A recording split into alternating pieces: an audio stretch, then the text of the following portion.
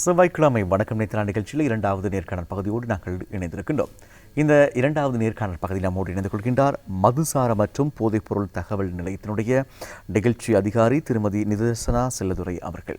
வணக்கம் நிதர்சனா. வணக்கம். செல்வியா பார்த்து நீங்கள் இப்போ திருமதியாக வந்திருக்கிறீங்க. முதல்ல அதுக்கான வாழ்த்துகள். திருமண வாழ்க்கை இனிதாக அமைய நாங்களும் நேத்ரா டிவியின் சார்பாக வாழ்த்துறோம். சார், கிட்டத்தட்ட ஒரு 10 வருடமாக இந்த விஷயங்கள் தொடர்பாக நாங்கள் பேசுகிற இந்த மது பாவனை போதைப்பொருள் தடுப்பு விஷயமாக நாங்கள் அதிகமாக பேசி வருகிறோம். இப்போது இலங்கையில் இந்த நிலைமை எப்படி இருக்குது? நிச்சயமாக நாங்கள் ஆரம்பத்திலிருந்து நிறைய விஷயங்களை நாங்கள் பார்த்து வந்திருக்கிறோம். நீங்கள் கூறியது போல் 10 வருடமாக ஊடகங்களில் களத்தில் நாங்கள் அதிகமான செயற்பாடுகளை செய்து கொண்டு வருகிறோம். நாங்கள் 10 வருடத்துக்கு முதல்ல பார்த்த சில சிறுவர்கள் இப்போது இளைஞர்களாக மாற்றம் அடைந்திருக்கிறாங்க. ஆகவே இது நாங்கள் என்ன சொல்கிறது, நாங்கள் பாவனை என்ற மட்டத்தில் நாங்கள் பார்க்கும் பொழுது புகைத்தல் பாவனையானது சடுதியான அளவு குறைவடைந்து வருகின்றது. அதாவது சுமார் 14% புகைத்தல் பாவனை குறைவடைந்துள்ளமை குறிப்பிடத்தக்கது. என்ன காரணம்? அதற்கு பிரதான காரணம் புகைத்தல் பாவனைக்கு இருக்கக்கூடிய அந்த கவர்ச்சி குறைவடைந்தது. அதற்கு பல காரணங்கள் காணப்படுகின்றன. அந்த கவர்ச்சி குறைப்பதற்கு பல்வேறு மட்டத்தினரும் செயற்பட்டார்கள். அதே போன்று இளைஞர்கள் முன்வந்து அதற்கான செயற்பாடுகளை மேற்கொண்டார்கள். அதே போன்று சிகரெட் புகைக்கும் பொழுது அல்லது ஏதேனும் ஒரு பொருளை புகைக்கும் பொழுது இந்த இளைஞர் புகைக்கின்றார் என்பது தென்படும். இவர் ஒரு சிகரெட்டை புகைக்கின்றார் என்பதை பார்க்கும் பொழுதே எங்களால் அறிந்து கொள்ள முடியும். ஏதோ ஒரு பொருள் கையில் இருக்கும். அது ஒரு விடயமாக காணப்பட்டது இந்த சிகரெட் பாவனை குறைவடைவதற்கு. அதே போல் இந்த சுகாதார பாதிப்புகள் அதிகமாக புற்றுநோய் போன்ற சுகாதார பாதிப்புகள் தொடர்பான விழிப்புணர்வுகளும் கூட அதிகரிக்கப்பட்டது. அதே போன்று இந்த எச்சரிக்கை புகைப்படம் போன்ற பல்வேறு செயற்பாடுகள், பல்வேறு விடயங்கள் சில கொள்கை மட்டங்களிலும் கூட இது அமல்படுத்தப்பட்டது. அதே போன்று எங்களது நாட்டை பொறுத்தளவில் இந்த சிகரெட்டிற்கான விலையேற்றமும் கூட பாரிய அளவில் ஏற்படுத்தாவிட்டாலும் ஒரு சிறிய அளவில் ஏற்படுத்தப்பட்ட பொழுது இந்த புகைத்தல் பாவனை சடுதியாக குறைவடைந்தது. அதே போன்று இந்த விலையில் மாற்றங்களை ஏற்படுத்தும் பொழுது, அதே போல சில கொள்கை திட்டங்களை கொண்டு வரும் பொழுது குறிப்பிட்ட நிறுவனம் பல்வேறு தலையீடுகளை மேற்கொண்டு அதற்கான தடைகளையும் கூட விதித்தது. அதாவது அதிகமான வருடங்களாக கதைத்து கொண்டு வரும் ஒரு விடயம்தான் இந்த தனி சிகரெட் விற்பனையானது தடை செய்யப்பட வேண்டும் என்பது. அந்த தனி சிகரெட் விற்பனை ஏன் தடை செய்யப்பட வேண்டும் என்றால், குறிப்பிட்ட அந்த எச்சரிக்கை புகைப்படம் அந்த பெட்டிகளில் தான் பொறிக்கப்பட்டுள்ளது. ஆகவே தனித்தனியாக சிகரெட்டுகளை கொள்வனவு செய்யும் பொழுது அந்த தகவலில் எந்த விதமான பிரயோஜனமும் இல்லாமல் போகும். ஆகவே தான் இந்த தனி சிகரெட் விற்பனையை தடை செய்ய வேண்டும் என்கின்ற கோரிக்கையை நாங்கள் பல வருட காலங்களாக முன்வைத்து வருகின்றோம். இருப்பினும் கூட அதனை நாங்கள் இன்னமும் அமுல்படுத்த முடியாத ஒரு நிலையில் காணப்படுகின்றோம். அதையும் தாண்டி நாங்கள் அந்த வெற்று பொதியிடல் என்கின்ற முறைமை இப்பொழுது உலகளாவிய ரீதியிலும் கூட அது பின்பற்றப்பட்டு வருகின்ற ஒரு பிரதானமான கட்டுப்பாட்டு கொள்கை. ஆகவே இந்த வெற்று பொதியிடல் எனும் அந்த பொதியிடலை நாங்கள் மேலும் கொண்டு வருவோம் என்றால் இன்னமும் இந்த புகைத்தல் பாவனை வீழ்ச்சியடையும். அதே போல இந்த புகைத்தல் பாவனை வீழ்ச்சியடையும் இந்த சந்தர்ப்பத்தை பயன்படுத்தி பல்வேறு வகையான போதைப்பொருள் பாவனையை இளைஞர்கள் மத்தியில் திணிக்கின்றார்கள். அதற்கு நான் கூறியதை போல நான் ஆரம்பத்திலே கூறியிருந்தேன், இந்த புகைத்தல் பாவனையானது வெளியில் தெரியும். ஆனால் சில போதைப்பொருள் பாவனை வெளியில் தெரியாது. அது ஏதோ ஒரு மனித உறுப்புக்குள் அவர்கள் வைத்திருப்பார்கள். ஆகவே இவர் என்ன செய்கின்றார், என்ன பாவனை செய்கின்றார் என்பது யாருக்குமே அடையாளம் காண முடியாது. ஆகவே இந்த புகைத்தல் பாவனை குறைவடையும் சந்தர்ப்பத்தில் குறிப்பிட்ட நிறுவனம் பல்வேறு வகையான போதைப்பொருள் வகைகள், அது கஞ்சாவாக இருக்கலாம் அல்லது ஏனைய போதைப்பொருள் வகைகளாக இருக்கலாம், இவற்றை பிரபல்யப்படுத்தி இளைஞர்கள் மத்தியிலும் குறிப்பாக பாடசாலை வட்டாரங்களில் பாடசாலை சூழல்களிலும் கூட இதனை விளம்பரப்படுத்தி வருகின்றமை குறிப்பிடத்தக்கது. நாங்கள் ஏன் இதற்கு பின்னால் சிகரெட் நிறுவனம் இருக்கின்றது என்று கூறுகின்றோம் என்றால், சில நாடுகளில் இந்த கஞ்சா உற்பத்தி மற்றும் கஞ்சா வளர்ப்பு பாவனை ஆகியன சட்ட ரீதியாகப்பட்டுள்ளது. அதே தலைப்பு எமது நாட்டிலும் கூட தற்போது கலந்துரையாடப்பட்டு வருகின்றது. இருப்பினும் கூட இந்த சட்ட ரீதியாக்கப்பட்ட நாடுகளில் அந்த குறிப்பிட்ட கஞ்சா வியாபாரத்தை கொள்வனவு செய்தது குறிப்பிட்ட சிகரெட் நிறுவனங்கள் தான். ஆகவே அவர்களின் பாவனை, அவர்களின் லாபம் குறைவடையும் பொழுது அவர்கள் மாற்று வியாபாரத்திற்கு செல்கின்றார்கள். அவர்களின் மாற்று வியாபாரத்தின் பிரதானமான வியாபாரம் தான் இந்த கஞ்சா வியாபாரம். ஆகவே இதையும் நாங்கள் புரிந்து கொண்டு செல்வோம் என்றால், புகைத்தல் பாவனை குறைவடையும் அதே சந்தர்ப்பத்தில் எமது இளைஞர்களை ஏமாற்றுவதற்கு மாற்று வழிகளையும் நிறுவனங்கள் கொண்டு வருகின்றன என்பதை நாங்கள் புரிந்து கொண்டு சென்றோம் என்றால் எதிர்கால சந்ததியினரை பாதுகாத்து கொள்ளலாம். இப்பொழுது மது பாவனை எந்த அளவு இருக்கிறது நிதர்சனா? அண்மை காலங்களில் விலை கூட்டப்பட்டன, இப்பொழுது குறைக்கப்படுவதாக சொல்லப்படுகிறது. இப்படி கடந்த வருடம் நாங்கள் ஒரு பொதுமக்கள் கருத்து கணிப்பை மேற்கொண்டிருந்தோம். சுமார் 29.1% மக்கள், அதாவது ஆண்கள், 18 வயதிற்கு மேற்பட்ட ஆண்கள் மதுசார பாவனையில் ஈடுபடுகின்றார்கள். இதில் மிகவும் சுவாரஸ்யமான விடயம் என்றால், நாங்கள் அதிகமான தரவுகளை இந்த பொது கருத்து கணிப்பில் மேற்கொண்டோம். அதாவது எமது நாட்டை பொறுத்தளவில் இந்த விளம்பரங்கள் தடை செய்யப்பட்டுள்ளது. 2006ஆம் ஆண்டிற்கு பிறகு சிகரெட் நிறுவனங்களோ அல்லது மதுசார நிறுவனங்களோ அல்லது குறிப்பிட்ட உற்பத்தி பொருட்களோ விளம்பரம் செய்ய முடியாது. அது தேசிய அதிகார சபை சட்டத்தின் பிரகாரம் அது தடை செய்யப்பட்டுள்ளது. இருப்பினும் கூட அந்த கருத்து கணிப்பில் எங்களுக்கு தெரிய வந்ததாவது, சுமார் 37% இன்னமும் அது போன்ற விளம்பரங்களை பார்க்கின்றார்கள், அதற்கு உட்படுத்தப்படுகின்றார்கள். இதுவும் பிரதானமான ஒரு கருத்து. நாங்கள் இந்த கருத்து கணிப்பை மேற்கொண்ட பொழுது எங்களுக்கு கிடைக்கப்பட்ட ஒரு தகவல். அதே போல நாங்கள் இந்த மதுசார பாவனையினால் என்னென்ன பிரச்சனைகள் வருகின்றது என்று நாங்கள் வினவும் பொழுது, அதிகமானோர், சுமார் 54%, 50%க்கும் அதிகமானோர் குறிப்பிட்டிருந்தது என்னவென்றால், குடும்ப வன்முறைகள், பெண்களுக்கு எதிரான வன்முறைகள் என்று அந்த வன்முறைகளை உட்படுத்திய விடயங்கள் தான் இந்த மதுசார பாவனையினால் அதிகமாக ஏற்படுகின்றது என்று குறிப்பிட்டிருந்தார்கள்.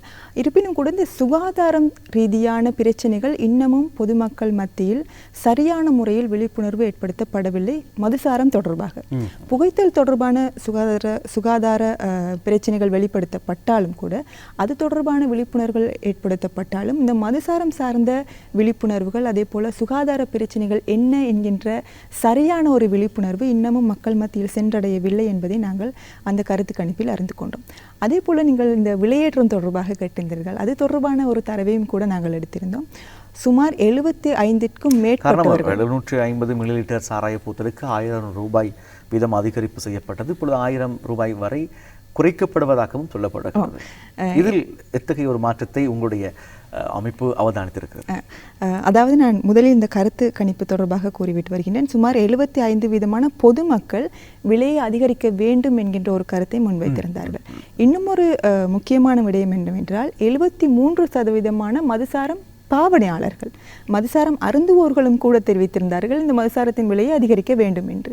என்னவென்றால், நாங்கள் கடந்த வருடம் இந்த கருத்து கணிப்பை மேற்கொண்ட பொழுது ஒரு பொருளாதார சிக்கல் நிலையில் நாங்கள் இருந்தோம். ஆகவே ஏனைய பொருட்களை விட இந்த மதுசாரத்திற்கான விலையேற்றம் ஏற்பட வேண்டும் என்பதை பொதுமக்கள் ஒரு கருத்தாக வைத்திருந்தார்கள்.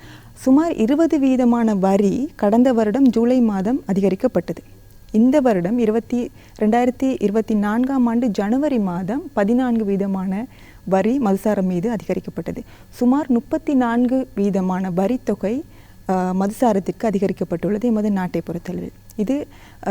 இது முக்கியமாக பல எமது நாட்டிற்கு கடனுதவியை வழங்கி கொண்டிருக்கும் சில உலகளாவிய நிறுவனங்களின் கருத்துக்களுக்கு அமையவும் கூட இந்த விலையேற்றம் ஏற்படுத்தப்பட்டது. அதே போல இதற்கான ஒரு சுட்டெண் வர வேண்டும் என்கின்ற ஒரு விடயமும் கூட காணப்படுகின்றது. ஏனென்றால் ஏனைய பொருட்களின் விலையேற்றத்திற்கு ஒரு சுட்டெண் காணப்படுகின்றது, ஆனால் மதுசாரத்திற்கோ சிகரெட்டிற்கோ ஒரு சுட்டெண் இல்லை. ஆகவே சரியான முறையில் எங்களது அந்த பணவீக்கத்திற்கு ஏற்றாற் போல எங்களது இந்த விலையேற்றத்தை அதிகரிக்க வேண்டும், வரி அதிகரிக்க வேண்டும் என்றால் உண்மையிலேயே சுட்டெண் ஒன்று அவசியமாகவே இந்த சுட்டெண்ணை உருவாக்குவதற்காகவும் கூட பல்வேறு கலந்துரையாடல்கள் இடம்பெற்றுக் கொண்டிருக்கின்றது.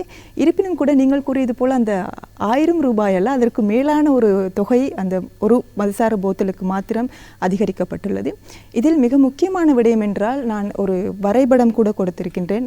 4வது வரைபடத்தை நாங்கள் பார்க்கும் பொழுது இந்த விலையேற்றத்தின் பின்னர், அதாவது கடந்த வருடம் 20% வரித்தொகை அதிகரிக்கப்பட்டதன் பின்னர் 4வது வரைபடத்தில் காட்டியிருப்பதைப் போல சுமார் 11.6 பில்லியன் ரூபாய்கள் எமது அரசாங்கத்திற்கு வருமானம் அதிகரிக்கப்பட்டது. அதாவது விலையை அதிகரிக்கும் பொழுது அரசாங்கத்திற்கான வருமானம் அதிகரிக்கும். அதே போல சுமார் 8.3 பில்லியன் லீட்டர்கள் தூய மதுசாரம் குறைவடைந்துள்ளது. இந்த வரைபடம் குறிப்பாக 4வது வரைபடத்தில் இது நாங்கள் தெளிவாக காட்டியிருக்கின்றோம். வருமானம் அதிகரிக்கப்பட்டுள்ளதோடு பாவனை, அதாவது உற்பத்தியும் கூட குறைந்துள்ளது. ஆகவே விலையேற்றம் என்பது ஒரு சிறந்த ஒரு விடயம், பாவனையை கட்டுப்படுத்துவதற்கும் அரசாங்கத்தின் வருமானத்தை அதிகரிப்பதற்கும். குறிப்பாக இந்த அரசாங்கத்தின் வருமானம் என்று நாங்கள் கதைக்கும் பொழுது, நாங்கள் மதுசாரம் அருந்துவோர்கள் மத்தியில் அல்லது இளைஞர்கள் மத்தியில் நாங்கள் இது தொடர்பான கலந்துரையாடல்களை மேற்கொள்ளும் பொழுது அவர்கள் கூறும் ஒரு விடயம்தான், அதாவது நாங்கள் மதுசாரம் அருந்தாவிட்டால் அரசாங்கத்திற்கு வருமானம் கிடையாது, அல்லது மதுசாரம் அருந்துவதால் தான் அரசாங்கம் நிலைநாட்டப்படுகின்றது என்கின்ற பல்வேறு கருத்துக்களை அவர்கள் கூறுகின்றார்கள். இந்த வரைபடத்தில் உங்களுக்கு தெளிவாக தெரிகின்றது எவ்வாறான முறையில் வருவாய் அதிகரிக்கப்பட்டு உற்பத்தி குறைவடைந்துள்ளது இந்த விலையேற்றத்தின் பின்னர் என்பது தொடர்பாக. இதே போல 2, 3 வரைபடங்களை 2ஆம் 3ஆம் வரைபடங்களை நாங்கள் உற்று நோக்கும் பொழுது ஒரு வருடத்திற்கு மதுசாரம் மற்றும் சிகரெட் நிறுவனங்களால் வழங்கப்படும் வரி வருமானம் சுமார் 15% மாத்திரமே. இது அந்த வரியேற்றத்திற்கு பிறகு மேற்கொள்ளப்பட்ட ஆய்வின் பிரகாரமே இந்த 15%.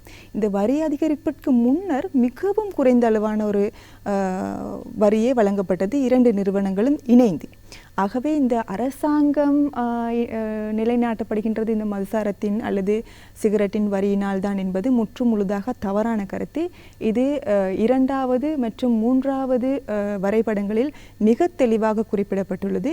ஏனைய வருமானங்களை விட இந்த மதுசாரம் மற்றும் சிகரெட் நிறுவனங்களால் கிடைக்கப்படும் வரி வருமானம் மிகவும் சொற்ப அளவிலேயே என்பதை நீங்கள் இங்கு புரிந்து கொள்ள வேண்டும். அதே போல இன்று நாங்கள் கதைத்து கொண்டிருக்கும் இந்த சந்தர்ப்பத்திலும் கூட நீங்கள் ஆரம்பத்திலேயே நினைவூட்டினீர்கள், நாங்கள் கடந்த 9-10 வருட காலமாக நாங்கள் கதைத்து கொண்டிருக்கின்றோம். இன்றும் கூட நாங்கள் கதைத்து கொண்டிருக்கும் இந்த சந்தர்ப்பத்திலும் கூட எமது மக்கள் சுமார் 121 கோடி ரூபாயை, இது முதலாவது வரைபடத்தில் நான் இங்கு காட்டப்பட்டுள்ள 121 கோடி ரூபாய் மதுசாரத்திற்காகவும் புகைத்தல் பாவனைக்காகவும் செலவிடப்படுகின்றது. இது வருடாந்தம் ஒவ்வொரு நாளைக்கும் நாங்கள் செலவிட்டு கொண்டிருக்கோம். ஒவ்வொரு நாளுக்கும் மணக்கணக்கு. இப்போ நாங்கள் கதைத்து கொண்டிருக்கும் இந்த சந்தர்ப்பத்திலும் இந்த பணத்தொகை வெளியில் போய் கொண்டிருக்கு. அதாவது நாங்கள் நினைக்கலாம் எவ்வாறு இவ்வளவு பணம் நாங்கள் புகைப்பதற்காக அல்லது மதுசாரம் மறந்துவதற்காக கொடுக்கின்றோம், இதனால் எங்களது அரசாங்கம் வலுவடையும் என்று நாங்கள் நினைக்கலாம். இதற்கான பதிலை நான் ஆரம்பத்திலேயே கூறிவிட்டேன். அதே போல் இன்னொரு விடயம் நான் குறிப்பிட வேண்டும். இந்த புகைத்தல் நிறுவனம், அதாவது சிகரெட் நிறுவனம் எத்தனை கோடி ரூபாய் வருவாயை பெற்றாலும் அது எமது நாட்டிற்குள் தங்கக்கூடிய வருமானம் கிடையாது. காரணம் இது எம்முடைய நாட்டு உற்பத்தி கிடையாது, எமது நாட்டு நிறுவனம் கிடையாது.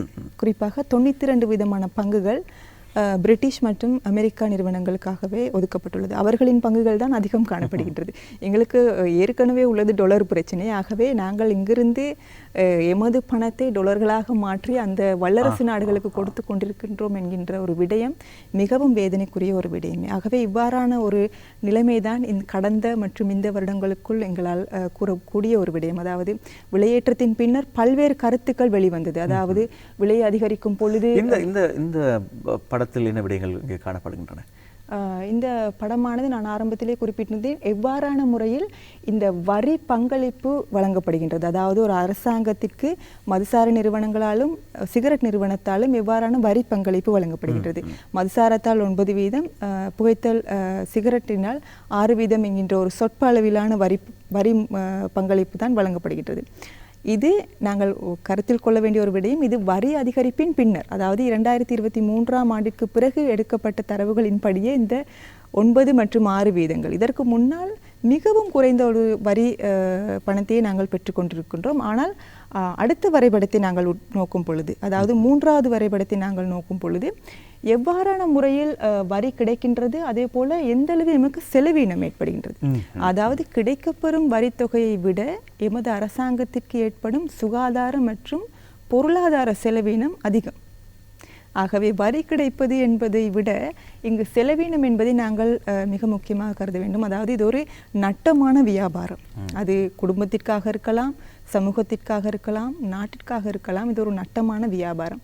ஆகவே இதனை நாங்கள் கருத்திற்கொண்டு எந்த அளவு நட்டமான வியாபாரமாக இருந்தாலும் இது நாட்டிற்கு தான் நட்டமான வியாபாரம், குடும்பத்திற்கு தான் நட்டமான வியாபாரம், சமூகத்திற்கு தான் நட்டமான வியாபாரம். ஆனால் குறிப்பிட்ட நிறுவனங்களுக்கு லாபமான வியாபாரம். ஆகவே தான் பல்வேறு நுணுக்கங்களை அவர்கள் முன்வைத்து, நேற்றும் இந்த வாரம் கூட நீங்கள் ஆரம்பத்திலே கூறியிருந்தீர்கள், இந்த 1000 ரூபாய் திரும்ப குறைக்க வேண்டும் என்கின்ற ஒரு சமூக வலைதள படங்கள் அதிகமாக பகிரப்பட்டு வருகின்றது. இது ஒரு போலியான கருத்து பரிமாற்றம். நிச்சயமாக அது போன்ற ஒரு செய்தி யாராலும் கூறப்படவில்லை. இப்பொழுது வருகின்ற கருத்துக்கள் இந்த மதுசாரத்திற்கான விலையை குறைக்க வேண்டும் என்கின்ற ஒரு விடயம். இதற்கு பல காரணங்களும் கூட கூறுகின்றார்கள். முதலாவது காரணம் தான் இந்த கசிப்பு பாவனை அதிகரித்துள்ளது என்று. இது முழுமையான போலி வதந்தி. அதாவது மதுசாரம் அருந்துபவர்களில் அதாவது 29.1 வீதமானவர்களை எடுத்துக்கொண்டால் அவர்களை நாங்கள் 100 வீதம் என்று நாங்கள் கருத்தில் வைத்தால் அவர்களுள் 10 வீதத்திற்கும் குறைந்த மக்கள் தொகையினரே கசிப்பு என்கின்ற பானத்தை அருந்துகின்றார்கள். இது மிகவும் புறக்கணிக்கத்தக்க அளவிலேயே இப்பொழுது நமது நாட்டை பொறுத்தளவில் காணப்படுகிறது. விலை அதிகரிக்கப்பட்டதன் காரணமாக மதுப்பிரியர்கள் இப்பொழுது இந்த கசிப்பு போன்ற தடை செய்யப்பட்ட விடயங்களை பயன்படுத்துகிறார்கள் என்பது ஒரு பொய்யான வதந்தி. குறிப்பாக இது உலகளாவிய ரீதியில் மதுசார நிறுவனங்கள் பரப்பி வரும் ஒரு போலியான கருத்து. இது சிலர் அறிந்தோ அறியாமலோ அல்லது நிறுவனத்தின் தந்திரம் என்கின்ற விடயத்தை அறிந்தோ அறியாமலோ சமூக வலைத்தளங்களில் அல்லது ஏனைய கலந்துரையாடல்களின் பொழுது இதனை நாங்கள் பகிர்ந்து கொள்கின்றோம். இருப்பினும் கூட இது ஸ்தாபிக்கப்பட்ட ஒரு கருத்து, மதுசார நிறுவனங்களால் ஸ்தாபிக்கப்பட்ட ஒரு கருத்து. ஏனென்றால் இந்த கசிப்பு போன்ற பாவனை அதிகரித்து விட்டது என்கின்ற ஒரு கருத்து நிலவும் பொழுது மீண்டும் அதற்கான விலை, அதாவது சட்ட ரீதியான மதுசாரத்திற்கான விலை குறைக்கப்படும் சந்தர்ப்பத்தில் நிறுவனங்களுக்கு லாபம் அதிகரிக்கும், அரசாங்கத்திற்கான லாபம் குறைவடையும், அதே போல பாவனையும் அதிகரிக்கும். பாவனை மீதான பிரச்சனைகள் அல்லது சுகாதார மற்றும் பொருளாதார செலவினங்களும் அதிகரிக்கும் என்பது இங்கு குறிப்பிட வேண்டிய ஒரு விடயம். ஆம்னிதர்ஷனா, இப்பொழுது நாங்கள் பார்க்கின்ற பொழுது மது அருந்தினால் வரக்கூடிய தீங்கு தொடர்பாக பொதுவாக மருந்து அருந்துகின்றவர்களில் எல்லோருமே தெரிந்துதான் வைத்திருக்கிறார்கள். ஓரளவுக்கேனும் தெரியும். புகைக்கின்ற பொழுது இதனூடாக இத்தகைய பிரச்சனைகள் வரலாம் என்பது தொடர்பாக சிகரெட் பெட்டிகள் முதற்கொண்டு அங்கே அறிவுறுத்தப்பட்டிருக்கின்றன, எழுதப்பட்டிருக்கின்றன, புகைப்படங்களூடாக காட்சிப்படுத்தப்பட்டிருக்கின்றன. பொதுவாக தெரியும்.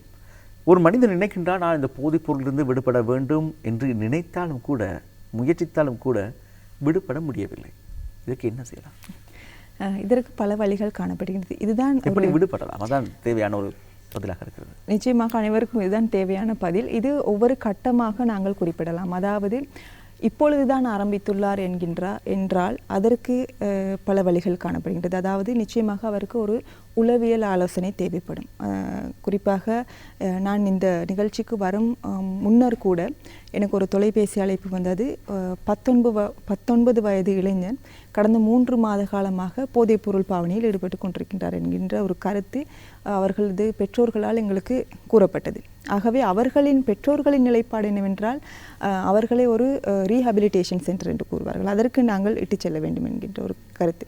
இருப்பினும் கூட இந்த 3 மாதம் 4 மாதம் இந்த இள வயதினர் இந்த போதைப்பொருள் பாவனைக்கோ அல்லது புகைத்தல் பாவனைக்கோ இட்டுச் செல்லும் பொழுது நாங்கள் அது போன்ற ஒரு செயற்களுக்கு செல்லாமல் நாங்கள் ஒரு சிறிய உளவியல் ஆலோசனை மூலம் அல்லது அவருக்கு சில தெரப்பி என்று கூறுவார்கள், உளவியல் முறையில் காணப்படுகின்ற சில தெரப்பிகள், அதன் மூலமாக அவர்களின் பாவனையின் உண்மை நிலையை எங்களுக்கு கூற முடியும். அதாவது எதற்காக பாவிக்கின்றார், சிபிடி என்று கூறுவார்கள், அவர் எதற்காக பாவிக்கின்றாரோ அந்த காரணத்தை அறிந்து அந்த காரணத்தை பிரச்சனைக்கு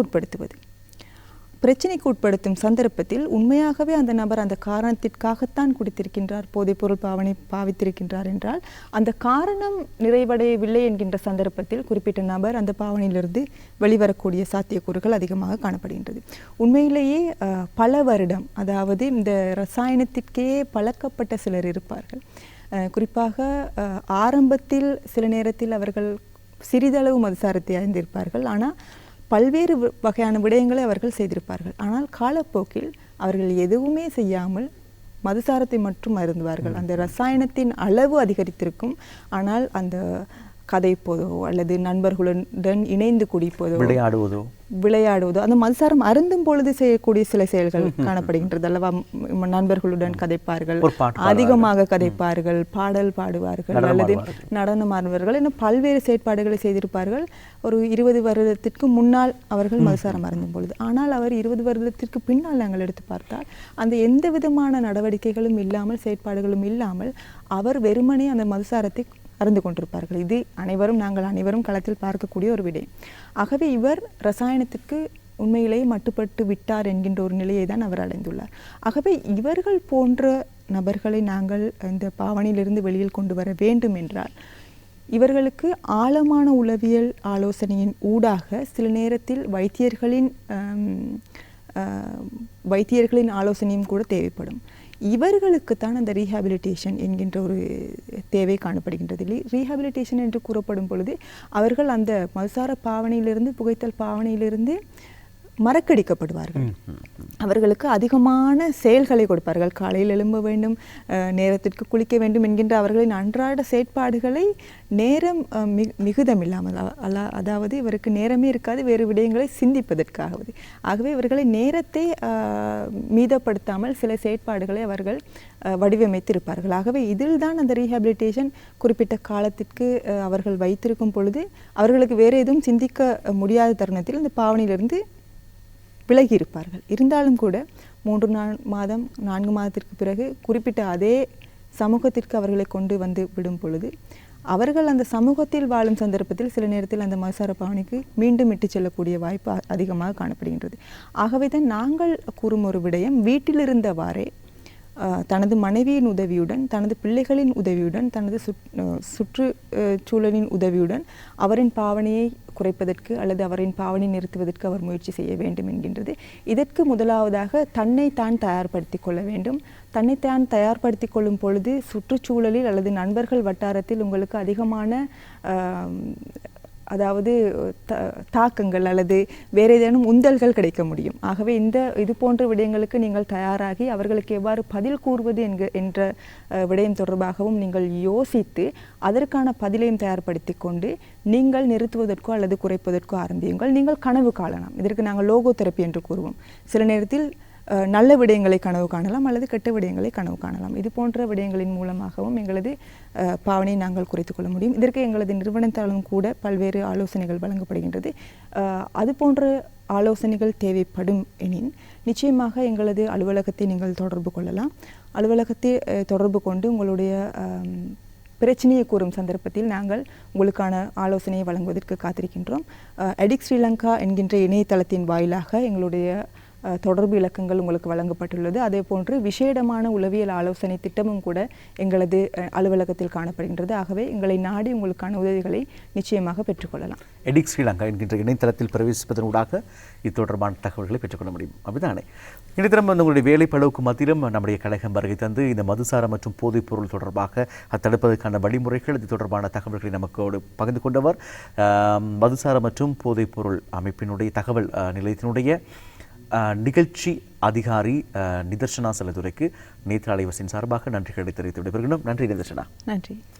இன்றைய செவ்வாய்க்கிழமை வடக்கு நேற்று நிகழ்ச்சி உங்களுக்கு நிறைய பலன்களை தந்திருக்கும் என்ற நம்பிக்கையோடு நாங்கள் நிகழ்ச்சியை நிறைவு செய்கின்றோம்.